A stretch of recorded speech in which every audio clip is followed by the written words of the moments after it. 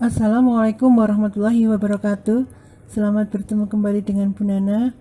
Untuk pelajaran PADB kali ini kita lanjut ke materi judi. Hakikat perjudian adalah dua pihak atau lebih yang masing-masing menyetorkan sejumlah uang tertentu dan dikumpulkan sebagai hadiah. Kemudian mereka mengadakan permainan tertentu seperti kartu, melempar dadu, sabung ayam, menebak skor sepak bola, ataupun permainan yang lain. Siapa yang menang berhak mendapat hadiah yang diambil dari uang yang telah dikumpulkan tersebut. Kalau kita pelajari hakikat perjudian di atas, maka apakah undian berhadiah termasuk di dalamnya? Sebuah undian bisa mengandung unsur judi manakala ada keharusan bagi setiap peserta untuk membayar sejumlah uang tertentu kepada pihak penyelenggara. Dana untuk menyediakan hadiah yang dijanjikan itu didapat dari uang yang dikumpulkan dari peserta undian tadi. Pada saat itulah undian menjadi salah satu bentuk perjudian, karena pada hakikatnya uang yang disetorkan oleh peserta itu adalah uang taruhan dari sebuah praktik perjudian. Sehingga undian seperti itu haram hukumnya meski diberi nama apapun. Berjudi amat besar bahayanya bagi perorangan dan masyarakat. Judi dapat merusak pribadi dan moral seseorang karena seorang penjudi selalu berangan-angan akan mendapat keuntungan besar tanpa bekerja dan berusaha, dan menghabiskan umurnya di meja judi tanpa menghiraukan kesehatan, keperluan hidup, dan hidup keluarganya yang menyebabkan runtuhnya sendi-sendi rumah tangga. Judi akan menimbulkan permusuhan antar sesama penjudi, dan mungkin pula permusuhan ini dilanjutkan dalam pergaulan sehingga merusak masyarakat. Banyak rumah tangga yang berantakan, harta yang musnah karena judi. Tidak ada seorang yang kaya semata-mata karena berjudi. Rasulullah SAW menjelaskan dalam sebuah hadisnya yang artinya, barang siapa yang bermain dadu, maka seakan-akan dia telah membenamkan tangannya ke dalam daging babi. Hadis riwayat Muslim. Dampak negatif berjudi antara lain yang pertama kotor dan najis. Allah Subhanahu wa Ta'ala mensifati perbuatan-perbuatan tersebut dengan sifat yang semestinya tidak ada seorang pun mau mendekatinya, apalagi menyentuhnya, yaitu kotor dan najis.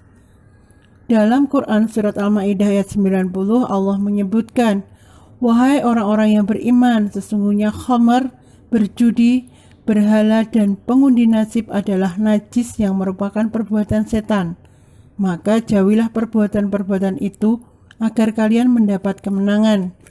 Yang kedua, perbuatan setan. Sifat jelek berikutnya yang disebutkan oleh Allah dalam ayat tersebut adalah bahwa perbuatan itu termasuk perbuatan setan, makhluk laknat yang telah divonis akan masuk neraka dan kekal di dalamnya. Setan tidak tinggal diam. Ia berusaha mencari teman untuk diajak bersama masuk neraka. Ia ingin agar manusia berbuat seperti apa yang ia perbuat.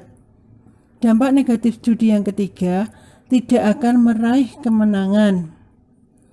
Setelah mengabarkan bahwa keempat perbuatan tersebut najis, kotor, dan merupakan perbuatan setan, maka Allah pun memerintahkan untuk menjauhinya dan sekaligus menyatakan bahwa barang siapa yang benar-benar menjauhi perbuatan tersebut, maka ia akan meraih kemenangan, yaitu kehidupan yang bahagia selama dunia dan akhirat. Allah berfirman yang artinya, maka jauhilah perbuatan-perbuatan itu agar kalian mendapat kemenangan.